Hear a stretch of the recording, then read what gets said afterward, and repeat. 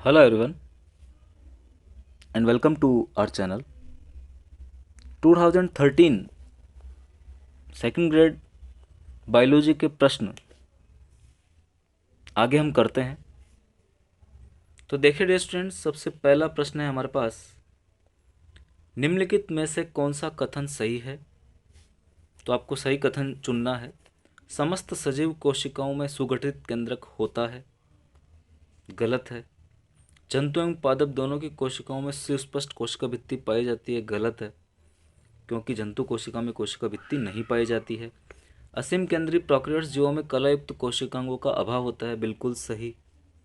नवीन कोशिकाओं का निर्माण अजैव पदार्थों से नए सिरे से डीनोवो होता है, ये भी गलत है, क्योंकि नवीन कोशिकाओं का निर्माण पूर्व उपस्थित कोशिकाओं में विभाजन से होता है।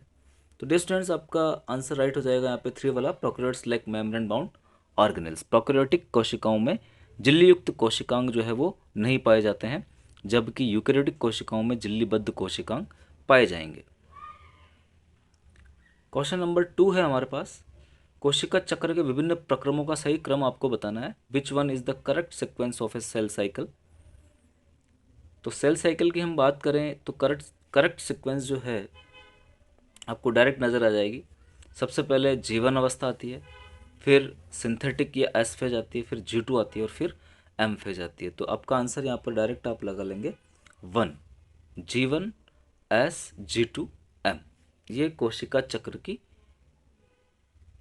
अवस्थाओं का सही क्रम है।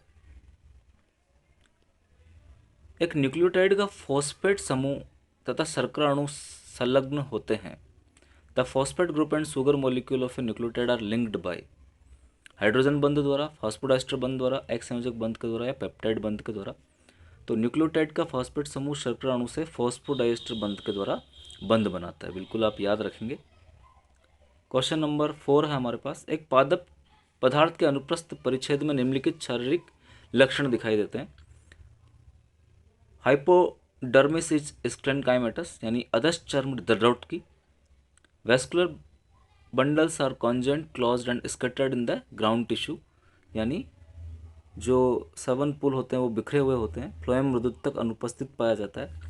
तो डिस्टेंस ये सारी विशेषताएं जो है वो एक बीजपत्री तने में पाई जाएगी और आपका आंसर हो जाएगा एक बीजपत्री तना या मोनोकोट स्टेम। तो बिल्कुल आप बिखरे हुए 7 पुल से इसे पहचान सकते हैं, जबकि द्विबीजपत्री तने में ये 7 पुल बिखरे हुए नहीं होकर एक रिंग में पाए जाते हैं। तो ये भी आप यहाँ पर ध्यान रखेंगे। क्वेश्चन नंबर 5 है, फिर फैमिलीज से प्रश्न दिया गया है। तो इस प्रकार के प्रश्न में अगर आपको एक भी सही ढंग से आता है तो आपका आंसर हो जाता है। जैसे मान लेते हैं कि लिलिएसी में जो है फ्लोरल जो होते हैं वो त्रित्रयी होते हैं या ट्राइमिरस होते हैं। तो आप सबसे पहले ये देख लें कि ई में 4 वाला जो ऑप्शन है वो राइट है। तो आपको यहाँ पे ई में 4 एक ही ऑप्शन आपको मिल जाएगा और वही आपका आंसर होगा 4। तो आप देख लेते हैं, ए में 3 ब्रेसिकेसी स्टेमन टेट्राडाइनामस होते हैं। बी में 5 एंथर मोनोथिकस होते हैं। अपन हिंदी की बात कर लेते हैं कि ब्रेसिकेसी में जो पुंकेसर होते हैं वो चतुर्दीर्घी होते हैं, यहाँ पर आप चतुर्दीर्घी लगा लेंगे। मालवेसी में पराग कोश एक कोष्ठ की पाए जाते हैं, बिल्कुल आप इन्हें याद रखेंगे। यहाँ से प्रश्न फिर से पूछा जा सकता है कि पराग कोश एक कोष्ठ की कौन सी फैमिली में होता है, तो मालवेसी में हो जाएगा। पुंकेसर चतुर्दीर्घी ब्रेसिकेसी में हो जाएगा। और लेग्यूमिनेसी में जायांग जो होता है वो एक अंड पे पाया जाता है।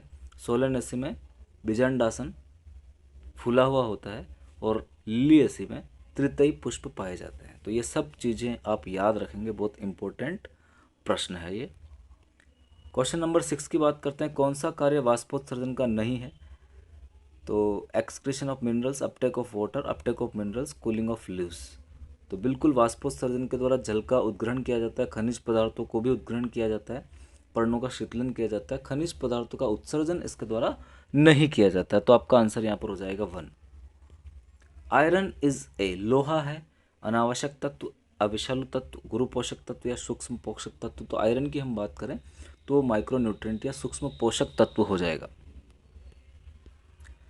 The reaction centres of PS1 and PS2 are photosynthesis का ये प्रश्न है।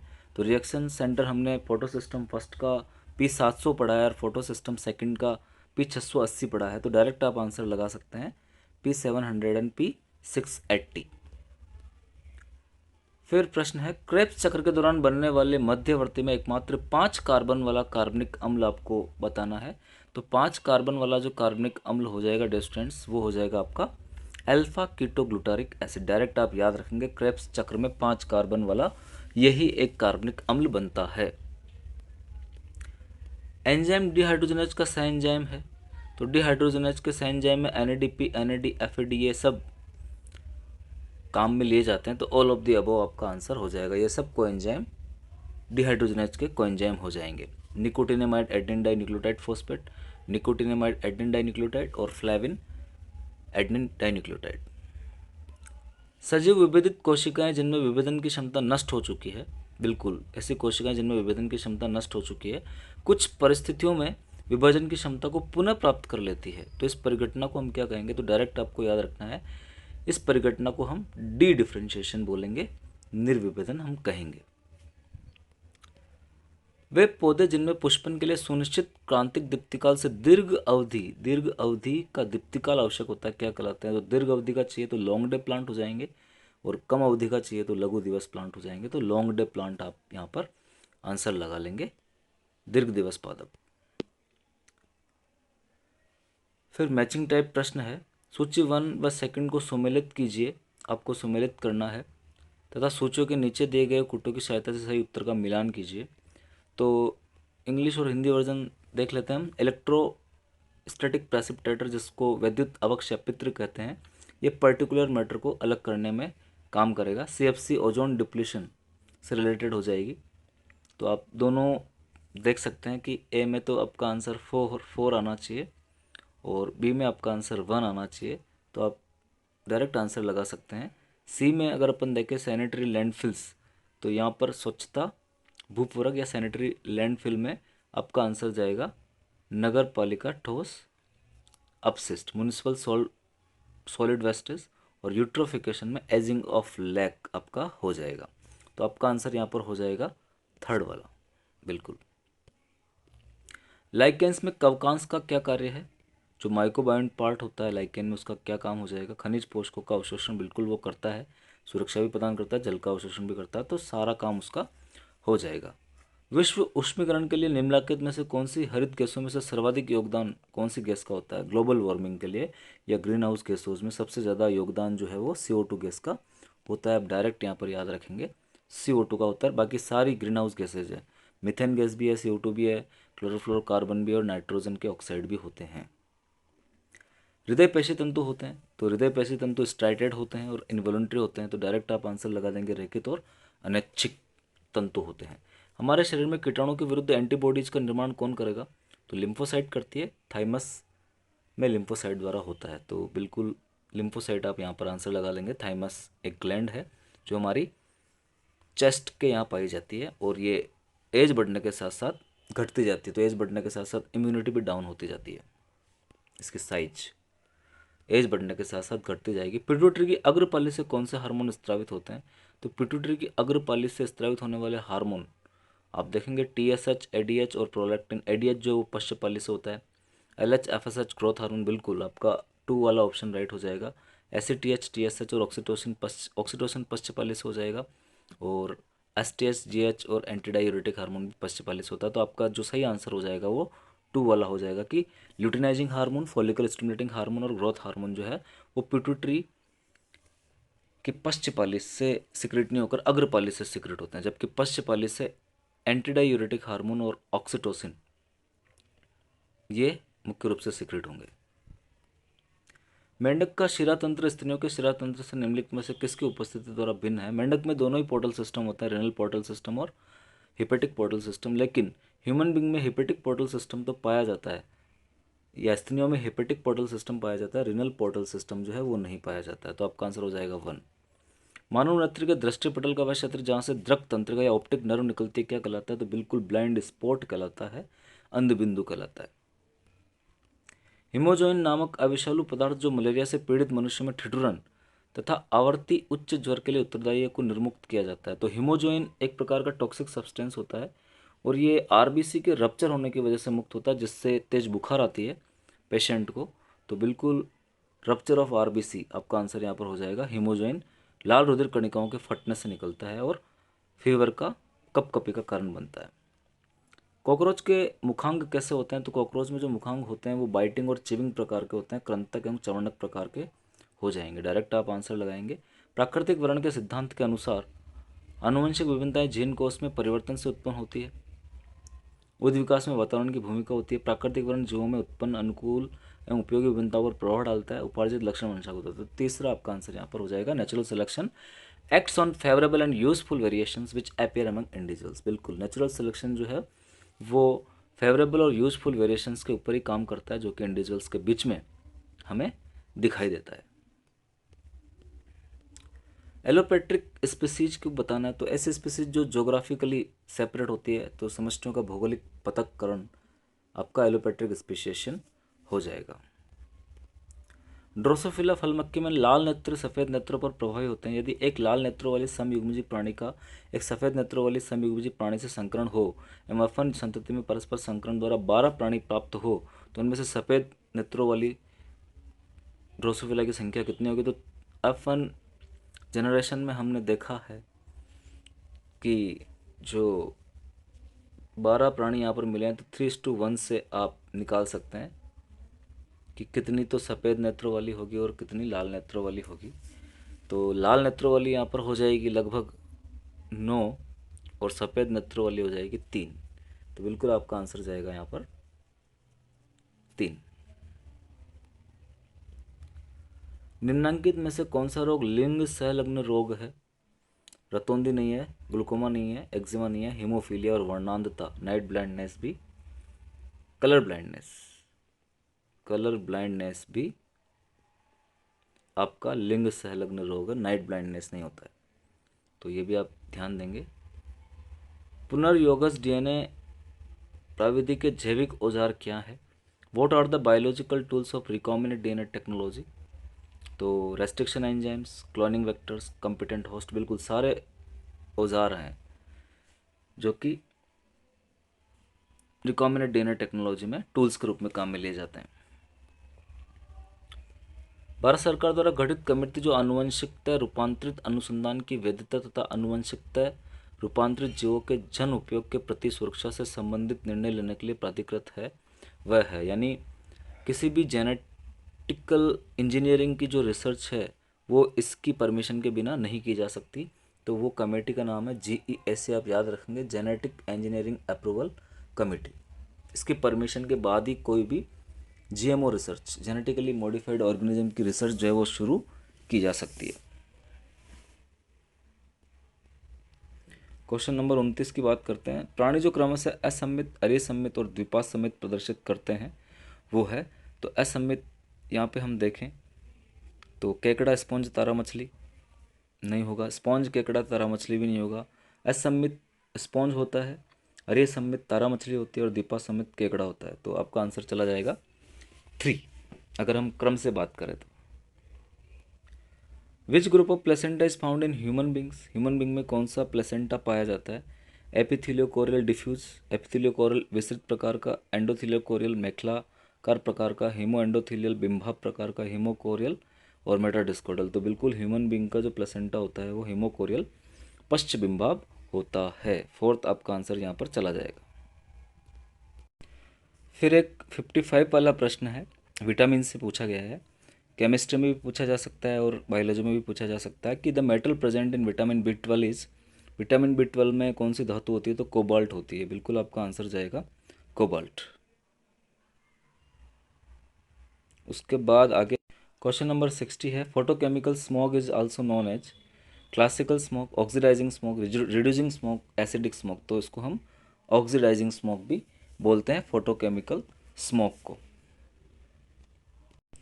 फिर क्वेश्चन नंबर 91 है, जब किसी पादप की अंड कोशिका अथवा भ्रूण कोश की किसी भी अन्य कोशिका से बिना निषेचन क्रिया के अगुणित भ्रूण का परिवर्धन होता है, तो इस प्रकार के परिवर्धन को हम क्या कहेंगे? एम्फीमिक्सिस कहेंगे, एपोमिक्सिस कहेंगे, non recurrent apomixis, recurrent apomixis या एडवेंटेटिव एम्ब्रियोजनी। तो बिल्कुल अनावर्ती असंग जनन इसे हम कहेंगे, नॉन रिकरेंट एपोमिक्सिस इसे हम कहते हैं। निम्नांकित में से कौन से सेलों के जीवन चक्र में गतिशील कोशिकाओं का अभाव होता है? तो गतिशील कोशिकाओं का अभाव रोडोफाइसी लाल जो शैवाल होते हैं उनमें होता है। अगर आपको बंद गोभी जैसे स्तब्ध पादप में पुष्पन से पूर्व उत्फुटन करने के लिए हेतु कहा जाए तो आप कौन सा पादप वृद्धि नियामक पदार्थ यहाँ पर उपयोग में लेंगे?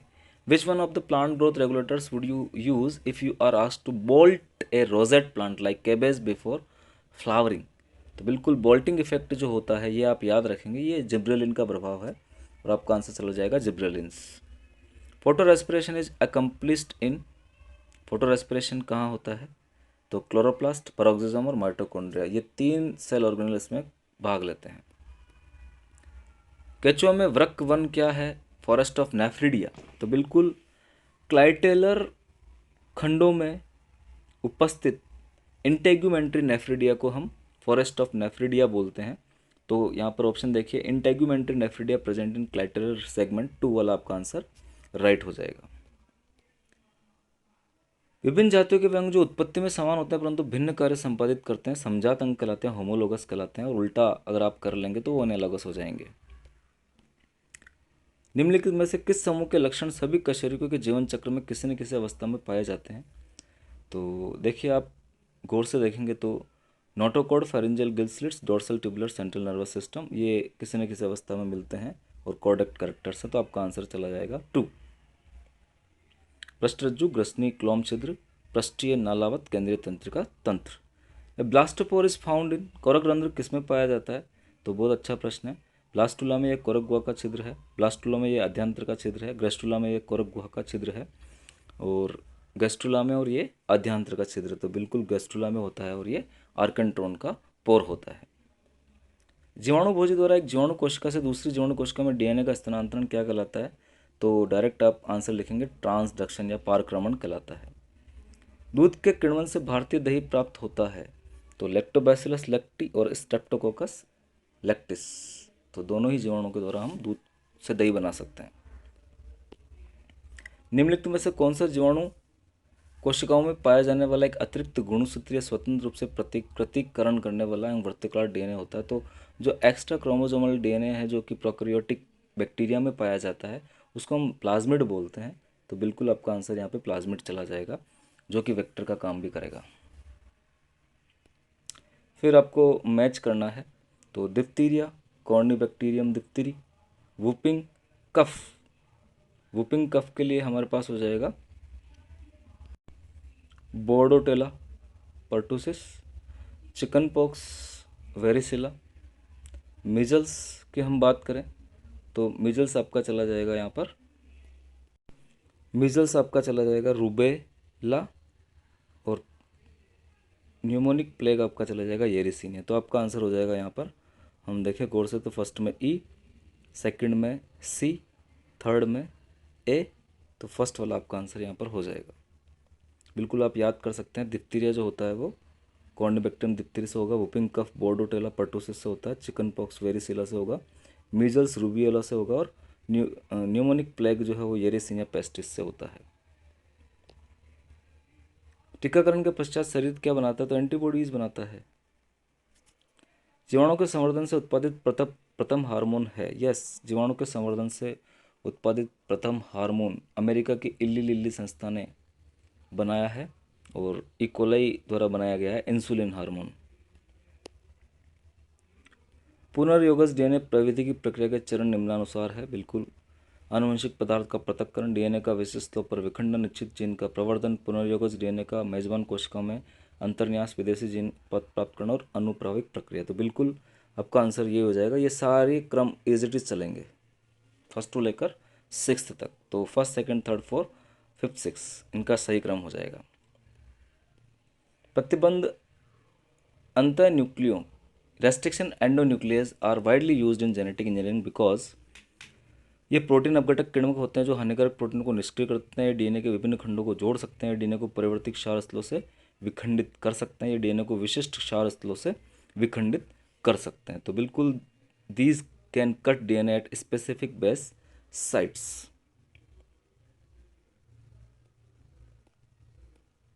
The most effective method of in vitro amplification of desired gene, इच्छित जीनों के पात्र प्रवर्धन की सर्वाधिक प्रभावी विधि है। यानी इच्छित जीनों को अगर आप एम्पलीफाई करना चाहते हैं तो उसके लिए हम कौन सी विधि काम में लेंगे, तो बिल्कुल हम पीसीआर काम में लेंगे। पीसीआर की खोज कैरी मुलिस ने 1983 में की थी, polymerase chain reaction. What is Eco R1? तो ये एक प्रकार का रेस्ट्रिक्शन एंजाइम, एंडोन्यूक्लियस एंजाइम है। तो बिल्कुल इसका आंसर सेकंड होना चाहिए, लेकिन आरपीएस ने इसको स्टार मार्क किया था, डिलीट कर दिया था, तो ये भी आप ध्यान देंगे। वैसे ये एक रेस्ट्रिक्शन एंजाइम होता है, एंडोन्यूक्लियस होता है, जो कि इक्वलाई बैक्टीरिया से प्राप्त किया जाता है।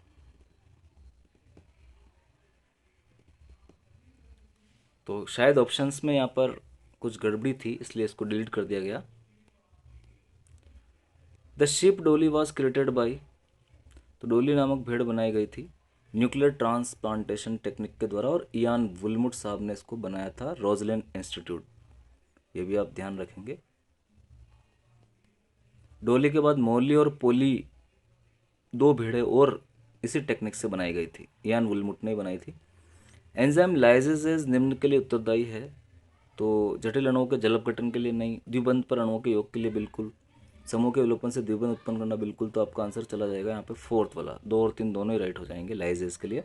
सभी लिपिडों के जल अपघटन से उत्पादित होते हैं, तो सभी लिपिडों के जल अपघटन से monocarboxylic acid, dicarboxylic acid, tricarboxylic, तो मोनोकार्बोक्सिलिक एसिड उत्पन्न होते हैं। निम्न में से कौन सा आवश्यक अमीनो अम्ल नहीं है? तो वेलिन, ल्यूसिन, एलेनिन, आइसोल्यूसिन, तो एलेनिन नहीं है, बाकी सारे असेंशियल अमीनो एसिड्स हैं। ग्लूकोज और फ्रक्टोज की निम्न संरचनाएं होती है, ग्लूकोज की पाइरिनोज होती है, फ्रक्टोज की फ्यूरोनोज होती है, तो थर्ड आपका आंसर हो जाएगा। True waxes are lipids, true waxes lipid होते हैं। तो डियर स्टूडेंट, इस प्रकार से 2013 में जो बायोलॉजी के प्रश्न पूछे गए थे वो मैंने सारे आप लोगों को करवा दिए हैं, और इन्हें आप अच्छे से प्रैक्टिस कर लें। बहुत बहुत धन्यवाद।